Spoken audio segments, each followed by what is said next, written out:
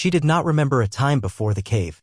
Not a real memory, anyway, just splinters of things, the color of a dress that was not gray, the sound of a woman's voice humming a tune that did not trail off into a cough.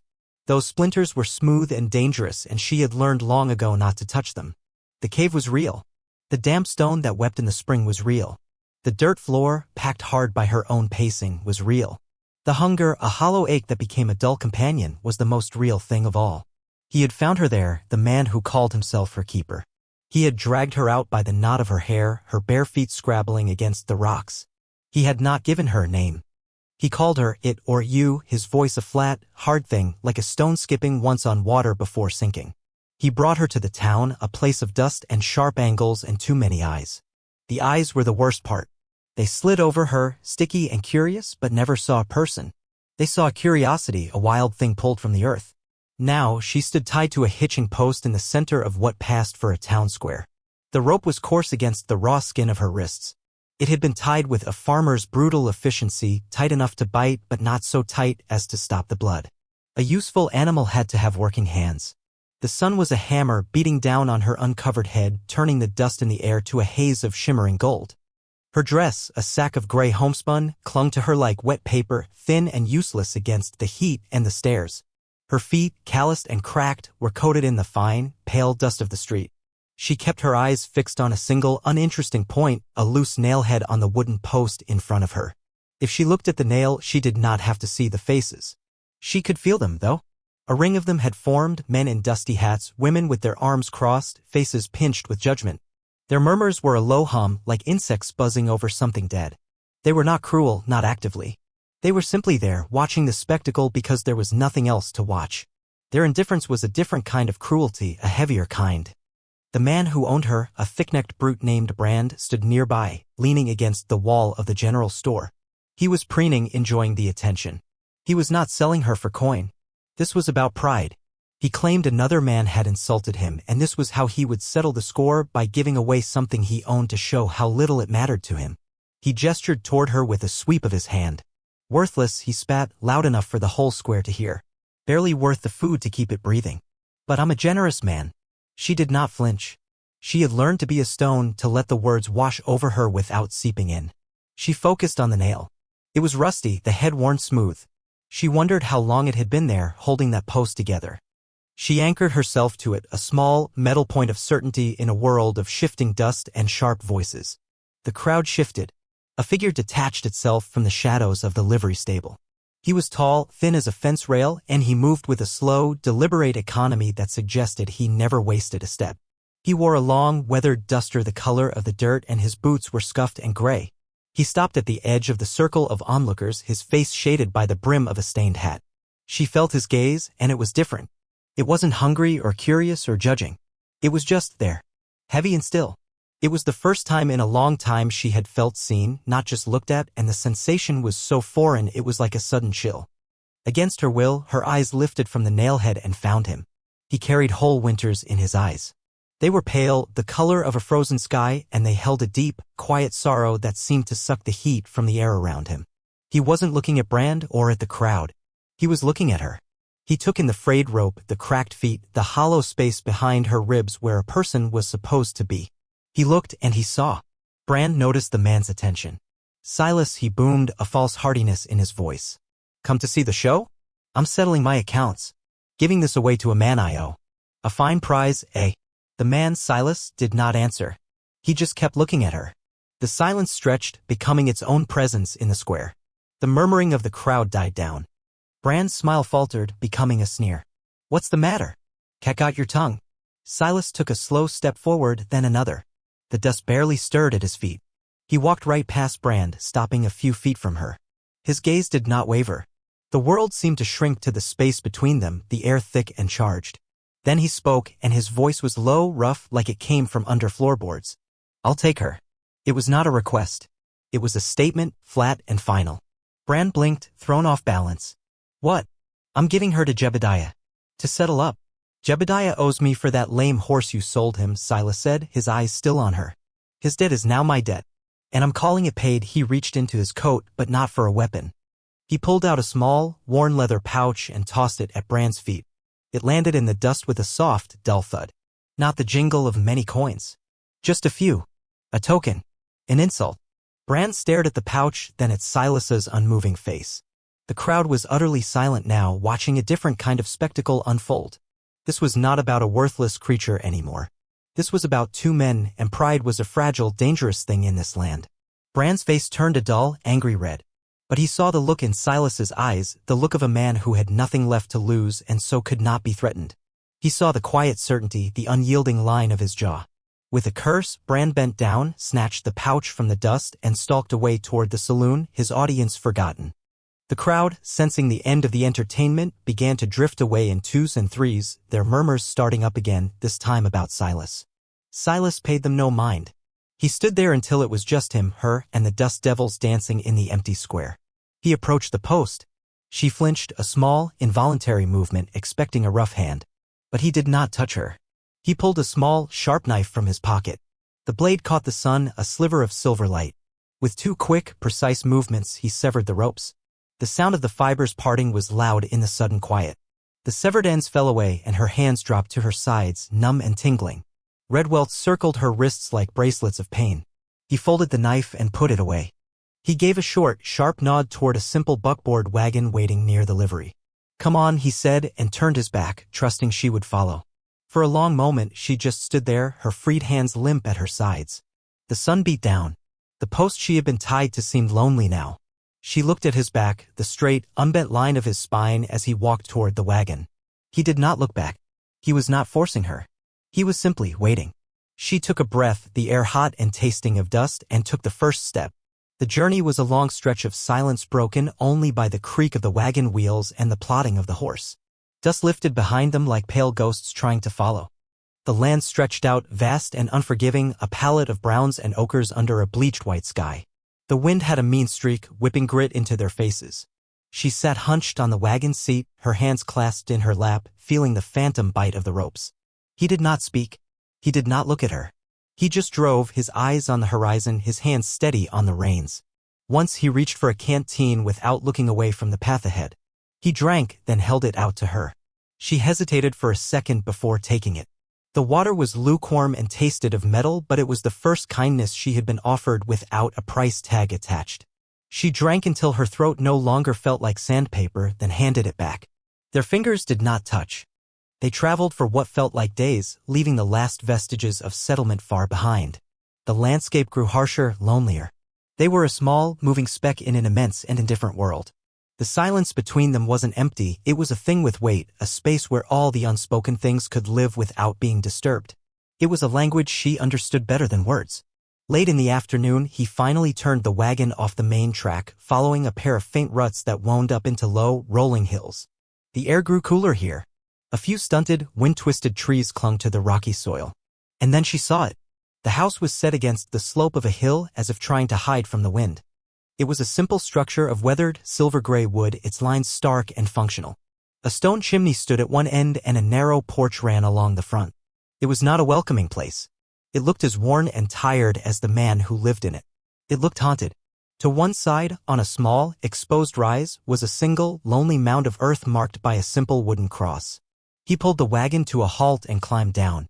He unhitched the horse with the same unhurried efficiency he did everything else. He did not tell her to get down.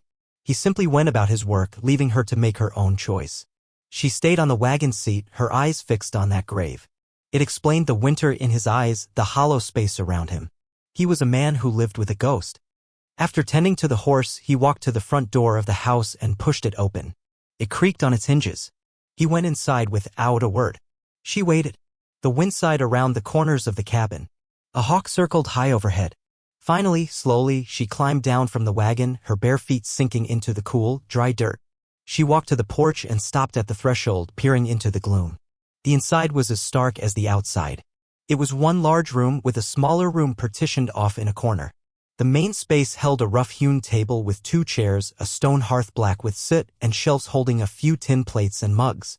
It was clean, obsessively so, but it felt hollowed out as if all the life had been scrubbed away along with the dirt. Dust motes danced in the single shaft of light slanting from a window. The air was still and smelled of wood smoke and old sorrow. He was at the hearth coaxing a small fire to life from the embers. He did not look up as she entered. He gestured with his head toward the partitioned-off space. "That room's yours," he said. His voice was a low rumble in the quiet. She walked to it and looked inside. There was a narrow cot with a thin mattress and a single, folded blanket. Nothing else. A small window looked out onto the empty hills. It was a cell, but the door was only a curtain of sacking, and it was hers. When she came back out, he had a pot of something simmering over the fire. The smell of stew, thin but savory, began to fill the empty spaces in the room. He ladled some into a bowl and set it on the table. He filled another for himself. He sat down and began to eat, his gaze directed at his own food. He did not invite her to join him. He did not need to. The bowl was there. The chair was empty. The offering was made. She moved to the table, her shadow long and thin in the firelight. She sat, pulling the bowl toward her. The stew was mostly potatoes and a little salt meat, but it was hot. The warmth spread from her belly outward, a slow tide pushing back the cold that had lived inside her for so long.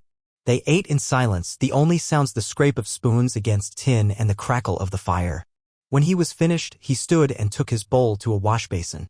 As he passed the front door, he stopped. He looked at the simple wooden latch, then back at her. "I don't lock doors," he said. It was not a piece of information. It was a promise. A contract. "You are not a prisoner here. You are free to go. You are also free to stay." She watched him go outside into the gathering dusk. She was alone in the quiet house, with a full belly and a room of her own. She did not know what this place was or what he wanted from her. But she knew the feel of a locked door. And this one was not locked. For the first time in a very long time, she felt the barest flicker of something that was not fear. It was so small and fragile she was afraid to give it a name. The days settled into a rhythm as predictable and steady as the rising and setting of the sun. He would be up before dawn, the sound of him moving about the cabin a quiet signal. He would be gone when she emerged from her small room, out to mend the fences that stitched his land together or to tend the few scrawny cattle that grazed in the hills. He left a pot of coffee on the hearth and a heel of bread on the table. She, in turn, found her own work. At first, her movements were tentative, skittish. She swept the floor of the cabin, the whisper of the broom a comfort. She washed their 2 bowls, their 2 mugs, their 2 spoons. The smallness of the task, its completion, was a balm. The house began to feel less like a hollow shell and more like a space that was lived in. It began to breathe again, shallowly. He never told her what to do. He never gave her orders. He simply observed. He noticed the way she scrubbed the tabletop until the wood gleamed, the way she stacked the firewood by the hearth into a neat, solid wall. He saw that she had taken one of his old, frayed shirts and was slowly, clumsily mending the torn cuff, her stitches uneven but determined. One morning she walked to the grave on the hill. She had watched it from the cabin, a lonely sentinel. Up close, the wooden cross was weathered, the name Sarah carved into it with careful, loving hands. The earth was dry and cracked. She left, wandering the hills until she found a patch of stubborn, purple wildflowers growing in the shelter of a rock. She dug them up with her bare hands, dirt packing under her nails, and replanted them at the base of the cross. She watered them with a cup of water from the house. When Silas came in that evening, he didn't say anything. But as he sat at the table, he kept glancing toward the window that faced the hill. A new softness had entered the hard lines around his eyes. The gestures became a quiet conversation between them. A cold snap descended and the wind howled around the cabin like a hungry wolf. She woke shivering to find a second, heavier blanket laid over her on the cot. It was old and smelled of him, of dust and faint wood smoke. It was warmer than any fire. He found her struggling one afternoon with the axe, trying to split a stubborn log for the hearth. The heavy tool was awkward in her hands. He came and took it from her without a word. He split the entire pile of logs into manageable pieces, his movements fluid and powerful. He sharpened the blade of the smaller hatchet and left it for her by the chopping block. A circuit rider, a neighbor from a ranch a dozen miles away, stopped by one day for coffee. He was a man with a friendly face and curious eyes. He looked from Silas to her, his gaze lingering. "Heard you took on some help, Silas," he said, testing the waters. Silas's face, which had been passive, hardened. He didn't answer the man's unasked question. He just stared, his pale eyes flat and cold, until the rider cleared his throat and changed the subject to the lack of rain. When the man left, the unspoken message hung in the air. Her presence here was not to be questioned. She was under his protection. The thaw in their world came with a storm. Dark clouds boiled up over the hills one afternoon, turning the sky the color of a bruise. The first crack of thunder was a violent explosion that shook the small cabin. She was outside, gathering the laundry she had washed and hung on a line, and she froze. The sound was too much like a gunshot, too much like a heavy door slamming shut in a stone room. She dropped the clothes and scrambled inside, her heart a frantic bird beating against her ribs. The rain began, a torrential downpour that hammered on the roof. Another clap of thunder, closer this time, rattled the single window pane. She backed into a corner of the main room, wrapping her arms around herself, her breath coming in short, sharp gasps. She squeezed her eyes shut, but all she could see was darkness, absolute and smothering. Silas found her there when he came in, soaked from the storm. He saw her trembling, her face pale as bone in the gloom. He didn't speak, didn't approach her. He went to the hearth where the fire had dwindled to embers and began to build it up. He added kindling, then larger logs, his movements slow and methodical.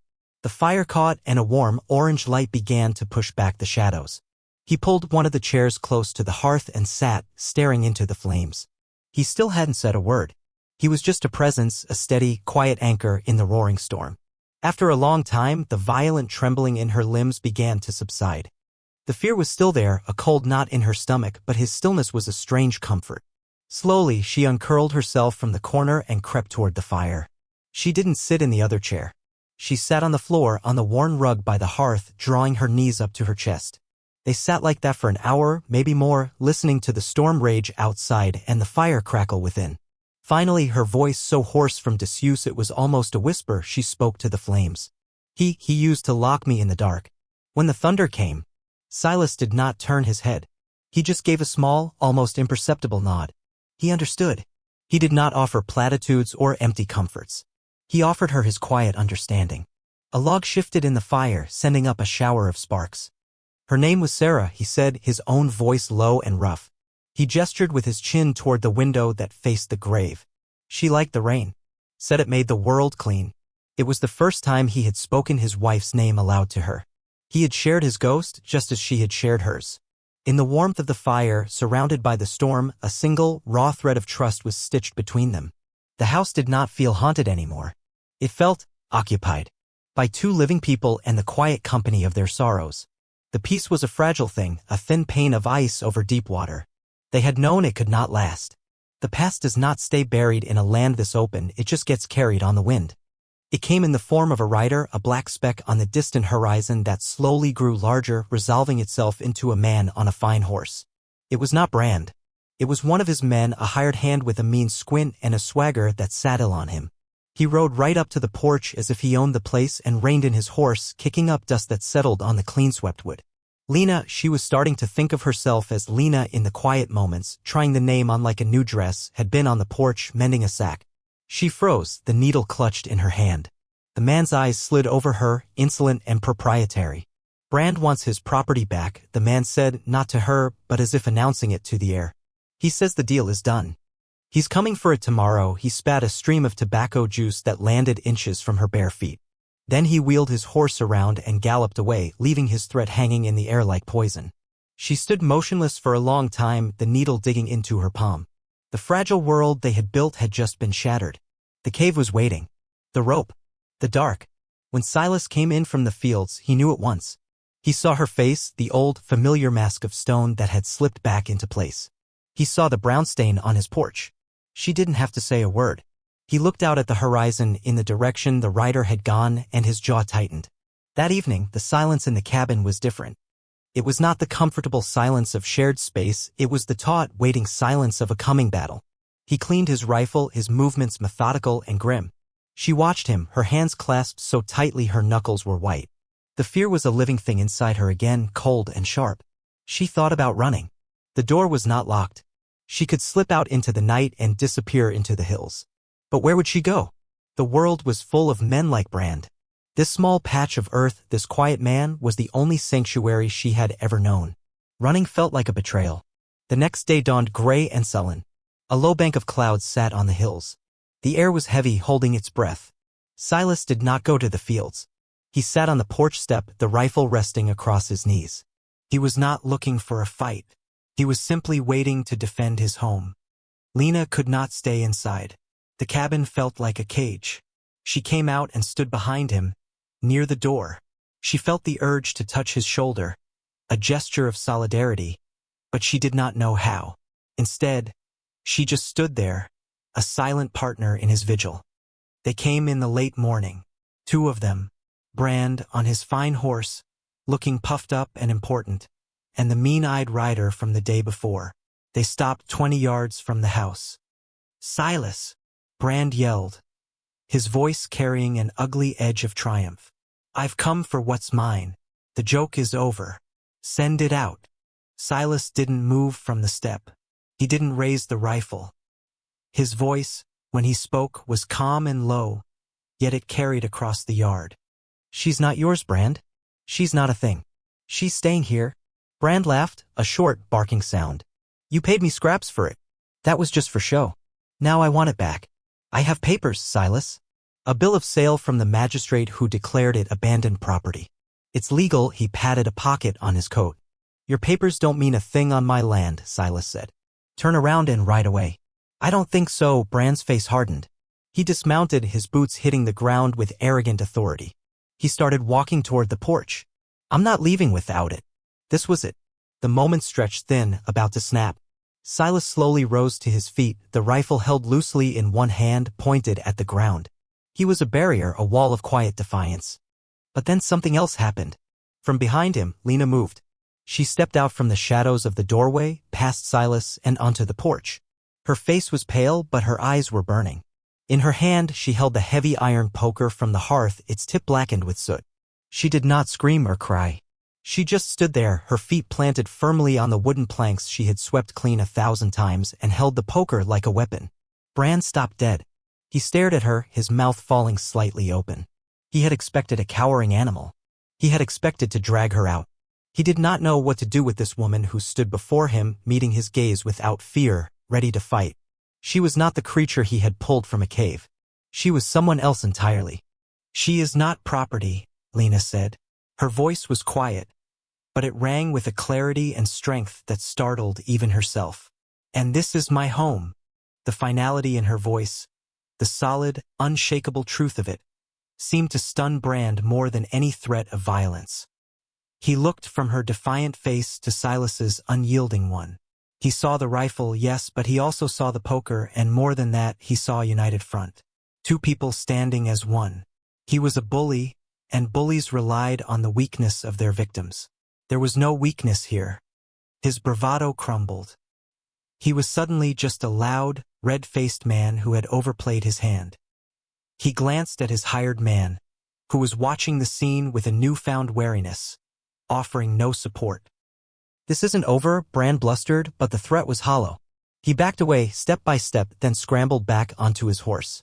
He gave them one last look, a mixture of fury and confusion, before yanking his horse's head around and riding away, his man trailing behind him like a dog. They disappeared over the rise, and the silence they left behind was vast and profound. Lena stood on the porch, the iron poker still gripped in her hand. Her arm began to tremble from the strain. The world seemed to rush back in, the feel of the rough wood under her feet, the smell of the coming rain, the sound of her own breathing. Silas turned to her. He didn't smile. His face was etched with a deep, bone-weary relief. He looked at the poker she was holding, her knuckles bone-white. Gently he reached out and covered her hand with his own. His hand was warm and calloused, engulfing hers. He carefully loosened her fingers and took the heavy iron from her grasp, setting it down on the porch. His eyes met hers. "You didn't run," he said, his voice thick with an emotion he could not name. She looked up at him, at this quiet man who had given her a refuge and the space to find herself. "No," she whispered, her voice shaking slightly now that it was over. "I'm home." He held her gaze for a long moment, and in that shared look, everything was said. An alliance forged in silence and work had been tempered in fire. They were no longer two broken people living in the same house. They were a family. The confrontation with Brand had changed the air. The threat had passed, but it left something new in its wake, a certainty. The unspoken contract of safety and shelter had been fulfilled and then transcended. It was now a bond, tested and proven. That evening, as they sat by the fire, the silence was deeper, more comfortable than ever before. He looked at her, really looked at her, seeing not just the survivor, but the woman who had stood her ground. "What do they call you?" he asked, his voice soft. She shook her head, her eyes on the flames. "I don't have a name. He never gave me 1 inch." She had tried on Lena in her mind, but it was a borrowed thing, not yet hers to claim. Silas was quiet for a long time, studying her face in the flickering light. He saw the resilience in the line of her jaw, the quiet strength that had bloomed in her eyes. He thought of things that endure the harshness of the land, the steady, persistent flow of a creek, the tough, graceful bend of a willow. Lena, he said. It was not a question. It was a gift. A naming.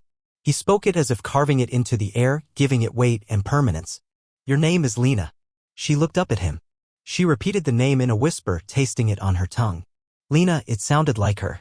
It sounded like the woman who had held the poker. It sounded like home. A small, slow smile touched her lips for the first time, a fragile and beautiful thing. She nodded. The next morning she gathered the tattered gray dress she had arrived in. It was a ghost of her former life, smelling of fear and dirt and hopelessness. She took it outside to the burn pile where they disposed of trash. Silas followed her out, understanding without a word. He struck a match and held it to the ragged hem. The dry fabric caught at once, and flames crawled up the gray cloth, turning it to black ash and smoke. They stood together and watched it burn, the fire consuming the last remnant of the nameless creature from the cave. It was a funeral and a baptism all in one. The fire only changes everything if something new is waiting in the ash. When the last ember died, she felt lighter, as if a physical weight had been lifted from her shoulders. Life settled back into its rhythm, but it was a new song now. They worked side by side, repairing a section of fence that had been damaged in the storm. Their hands sometimes brushed as they passed tools, and neither of them pulled away. He started talking to her more, not in long conversations, but in small observations about the weather, the land, the cattle. He told her his wife's name again, Sarah, and this time he told her how she had loved the color of the sky just before a storm. Lena, in turn, told him about the wildflowers on the hill, how she thought she saw a new one blooming. They were stitching their lives together, not with raw thread, but with shared stories. One day, he came back from a trip to the nearest town, a place he rarely visited. He brought back flour and coffee beans, but also a small, cloth-wrapped parcel. He handed it to her awkwardly. Inside was a pair of sturdy leather shoes. They were not new, but they were well-made and cared for. They fit as if they were made for her. She looked up at him, her throat tight with an emotion too large for words. He just gave a small, shy nod and went outside to busy himself with the horse. She put on the shoes and walked across the wooden floor of the cabin, listening to the solid, confident sound her footsteps made. The seasons turned. The harsh sun of summer softened into the golden light of autumn. The wind turned cold, carrying the first promise of snow. The cabin was no longer a hollow, grieving shell. It was a home. It was filled with the smell of baking bread, the sound of two people moving in comfortable orbit around each other, and the warmth of a fire that was never allowed to die out. The final image of them was simple.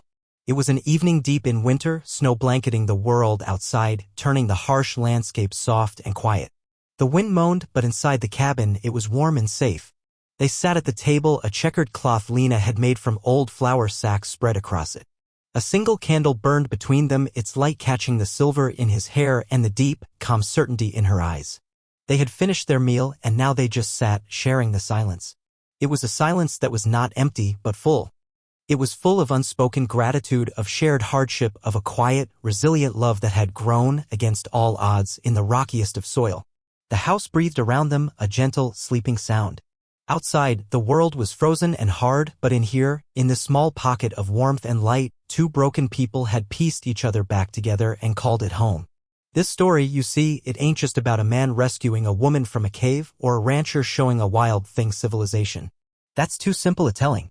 It's about the quiet truth that civilization isn't a town or a set of rules. It's a choice. It's the choice to see a person where others see an object. It's the choice to offer a blanket instead of a chain.